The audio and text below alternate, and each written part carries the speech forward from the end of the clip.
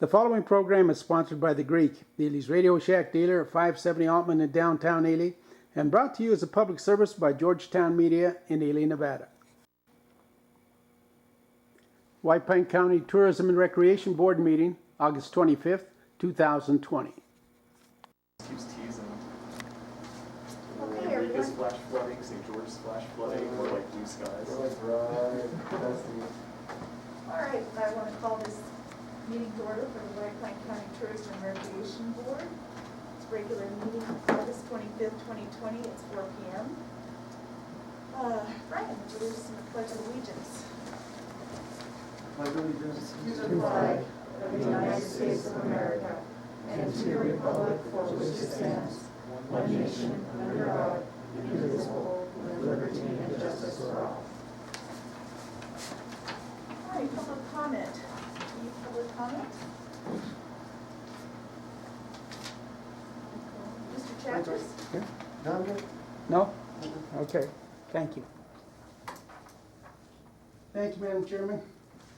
Madam Chairman, the money that was given to the community choir for pigeon control needs to come back to the board. It hasn't as of yet. NRS forbids you from assisting a private business. They were not a 501c at the time they applied.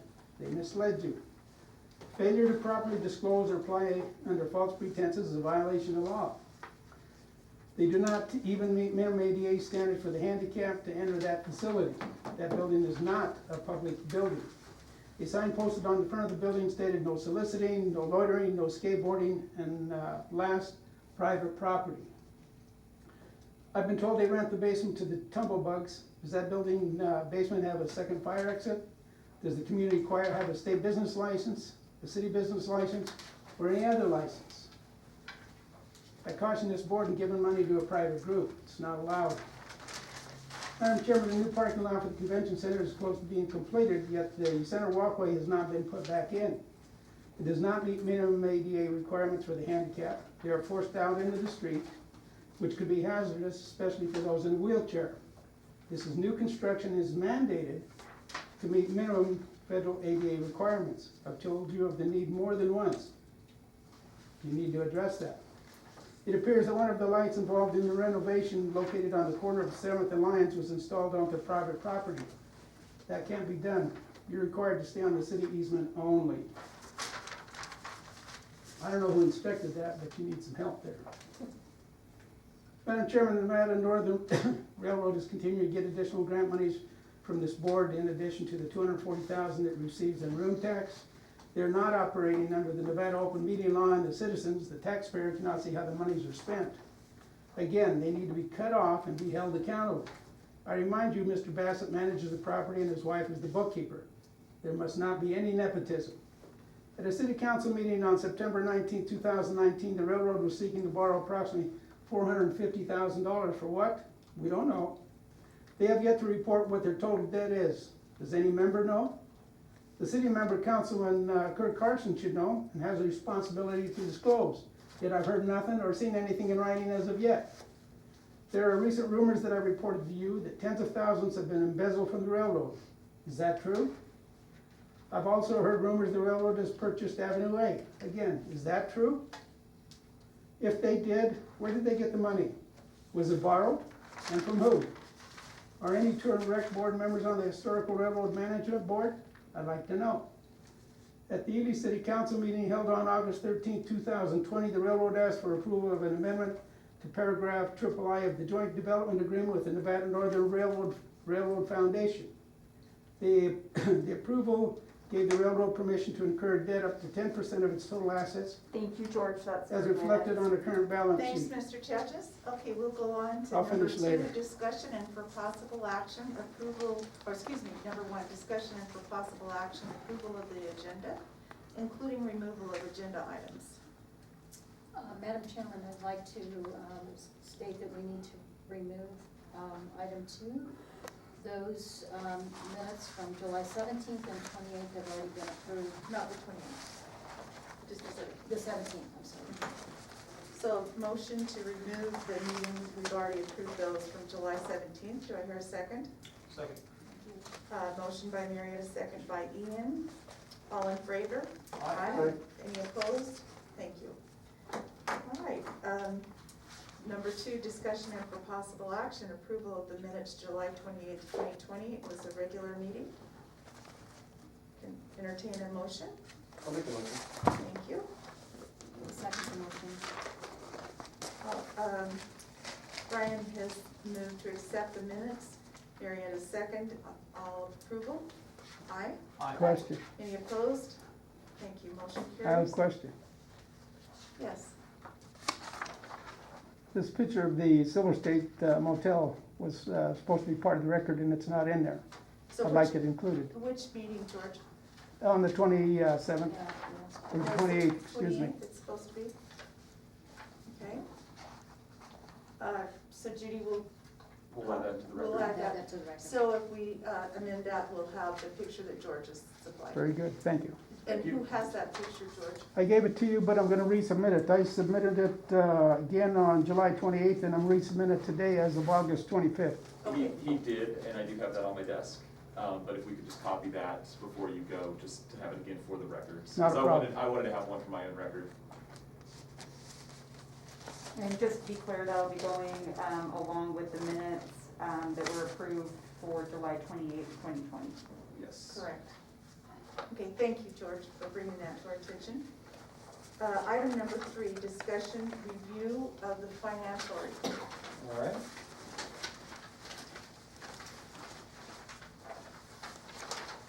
All right, so the first document that we'll go over will be the room tax collected, so that's this form right here, and that's got all the different hotel properties on it for this last month.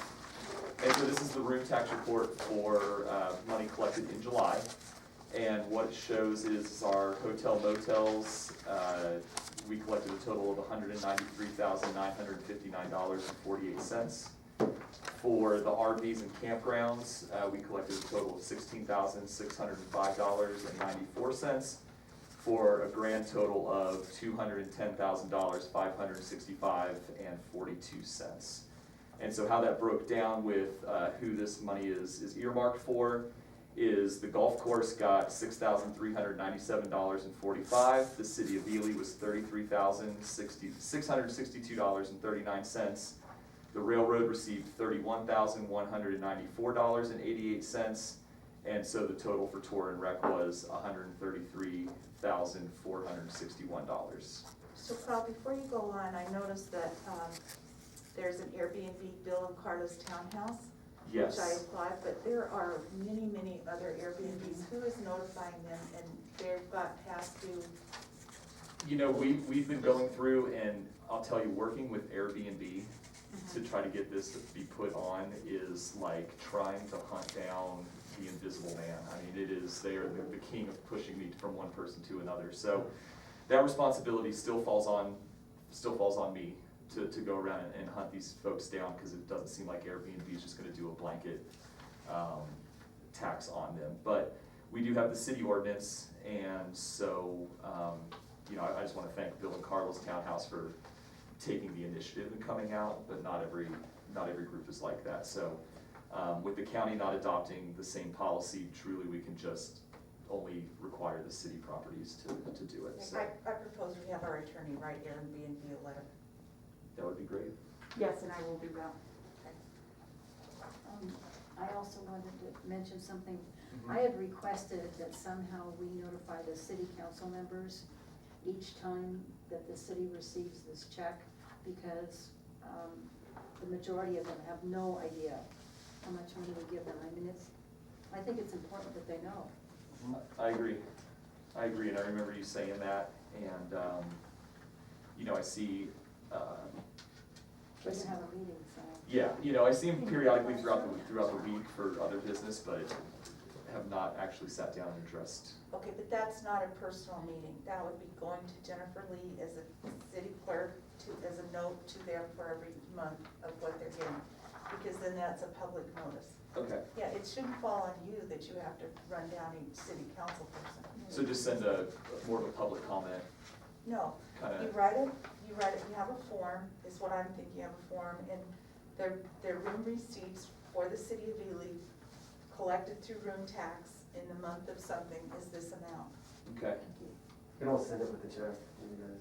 Yeah, That's part of the report. And you Check. want it put in Perfect. their minutes, In or their their packets. Yeah. Absolutely. Okay, And you can do that when you send them the check this time, that's an absolutely, I think that's a good plan. You might have to request it, but have them put it on the minutes. Mhm. Oh, yeah, I'll put that in the form, Yeah. you know, and so we'll just have a standard form that we send in So with then the we check. packet, Yeah, that'll be awesome. because they have no clue. We got a structure form too, or they won't make. Yeah, get a structure. Right, there you go. Good idea. All right, thank you for that suggestion, we'll definitely do that.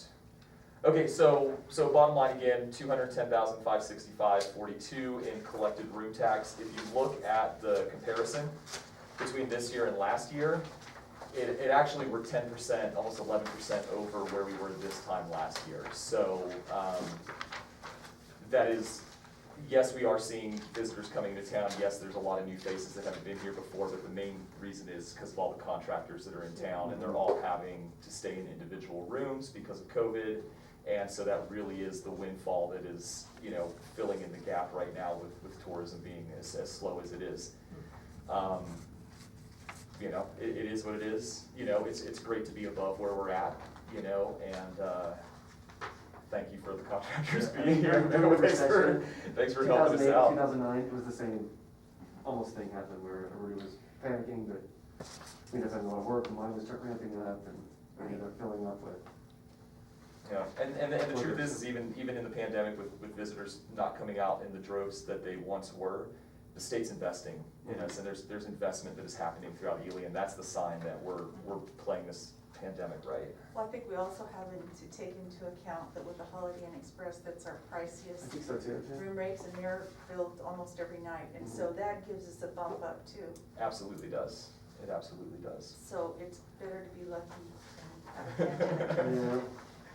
Well, and, you know, and we'll just hope the timing of when the contractors are leaving, which it seems like this is gonna be kind of a 3-year plan, you know, that people start feeling more and more confident traveling, you know. I know we're on the radars. Okay, so the next one we'll go over is gonna be the budget, the year-to-date budget. And last month, I believe we were reporting an operating deficit at the beginning of the fiscal year of $58,000, which is normal in the first month of the fiscal year. It usually takes about 3 months to get out of that to where we're back in black, just because everybody's getting their grant reimbursements and beginning of the year bills. The nice thing is that in the second month of the fiscal year, we're only reporting an operating deficit of $19,000. So we covered quite a bit of ground in the matter of a month.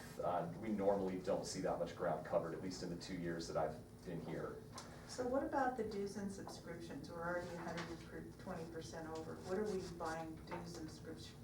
Because we're not doing the Four Corners or the whatever that. Yeah, no, Grand Circle is not happening. That shows the chamber subscription that we're holding off on. So that was already reported in the year-to-date, although we're going to not submit that check currently. So that actually is a little inaccurate considering us pulling back on that check. But other than that, the insurance and taxes, that's the only other one that is over budgeted, but that's a one-time payout for our insurance company, so.